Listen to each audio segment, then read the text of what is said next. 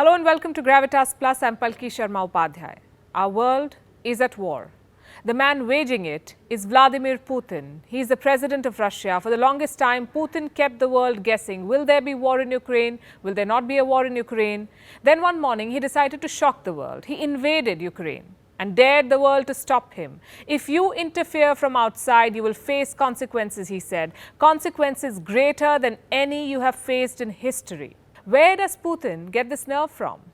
In 2008, he sent troops to Georgia. In 2014, he annexed Crimea. It's 2022, and Vladimir Putin has single-handedly put Europe in a spot. He has launched a multi-frontal attack on Ukraine. People are calling Putin the new Hitler, the Nazi dictator who wanted to unify Greater Germany. So he sent Nazi troops in the area between the Third Reich and the Sudetenland region in Czechoslovakia.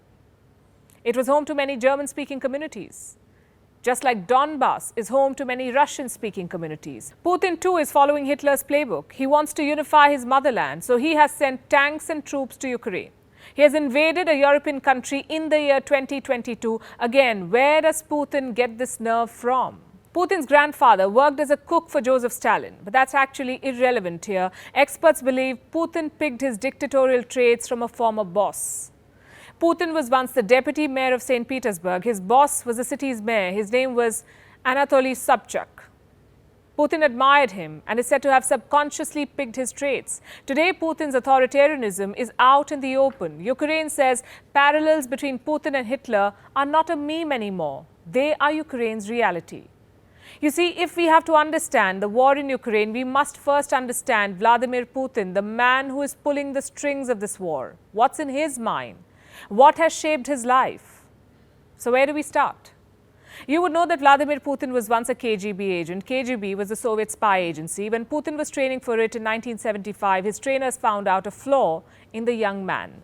They said Putin had a diminished sense of danger. In other words, what may seem dangerous to you and me may not seem dangerous to Vladimir Putin. He acknowledges this in his biography. He says back in his KGB days, a negative trait often ascribed to him was his lowered sense of danger. The spy agency considered this a very serious flaw. Well, they were not wrong. Look at what's happening now. Putin's dangerous invasion in Ukraine. Which leader today would dare to send tanks into another country? Which leader would be unafraid of repercussions? Putin has been exhibiting this diminished sense of danger since his childhood. He was born in October 1952 in the Soviet city of Leningrad. His parents belonged to the working class. They lived in a Soviet-style apartment and shared the space with two other families. While most children picked up humble sports, Putin decided to pursue a martial art called Sambo.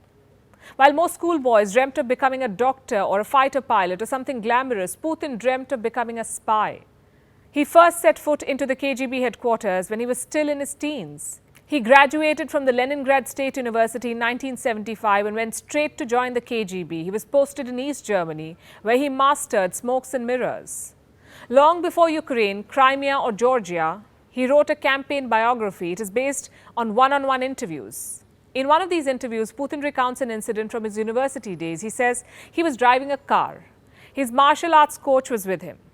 They were on a road outside Leningrad when Putin saw a farm truck passing them. He tried to grab a piece of hay through the car window. Next thing you know, he has nearly lost control of the car. The coach is scared and furious. He turns to Putin and says, "You take risks." Putin replies, "I thought the hay smelled good." Which person looking to lead a country would tell such a story to his voters? Like he's James Bond or something, chasing death casually and bragging about it. Which leader would project himself as impulsive? This book I'm talking about was published in the year 2000, the year Vladimir Putin became the president of Russia for the first time.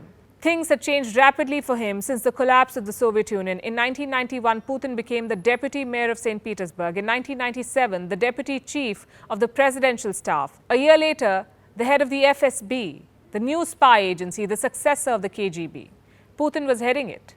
In 1999, he became one of Russia's first deputy prime ministers, then prime minister, and then president. His career soared as Russia's reputation tanked. Boris Yeltsin, Russia's first president, was corrupt, drunk, and a laughingstock. Plus, Yeltsin was too close to the West for Putin's taste.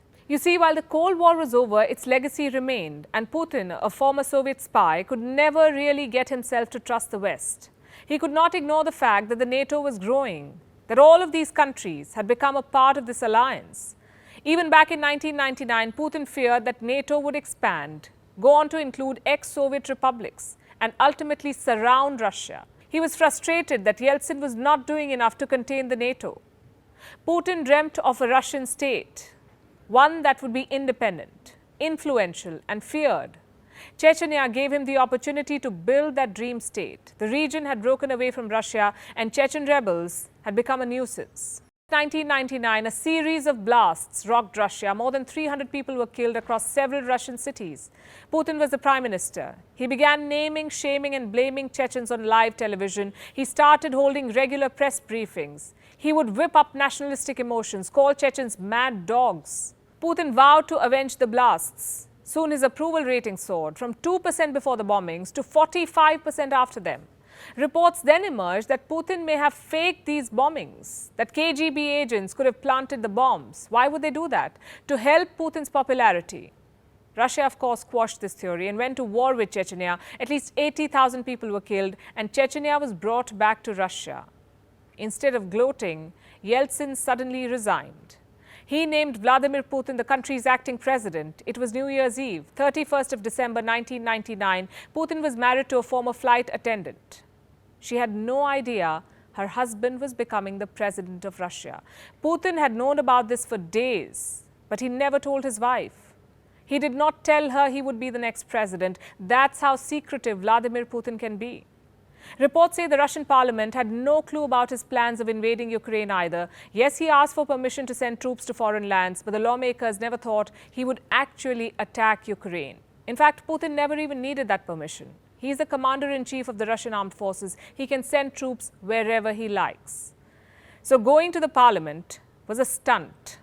And Putin likes stunts. He once dived deep into the Black Sea, came up with 2 ancient Greek urns. Putin said he fetched the relics from the floor of the Black Sea. It was later revealed the show was staged. We have seen Putin fishing, arm wrestling, posing bare-chested, riding a horse, a Harley-Davidson, showing off his butterfly skills in water, co-piloting a jet, attaching a satellite transmitter to a tiger, hunting. It seems Putin can survive the wild better than Bear Grylls. Putin is talented. He's tough. He's also the controller of facts and the teller of his own story. Just like his story of Ukraine, one where Russia is the victim. The people of Donbass are victims, and a democratically elected government in Kiev is full of Nazis. So Putin has decided to send troops on a denazification mission. Buildings have been flattened, innocent civilians have been killed. Why? Because the Russian president thinks Ukraine and Russia are one, and he does not let anything come between him and his motherland, even if that means keeping secrets from his wife or not attending to his daughter. That's another story. It is said that when Putin was the mayor of St. Petersburg, his daughter met with an accident. She was injured. He was at work. So he sent his deputy to attend to the little girl. That's Vladimir Putin for you. He once refused to read a book by a Soviet defector. He said he did not read books by people who had betrayed the motherland. If you are looking to interpret the current war in Ukraine, try reading it from Putin's point of view.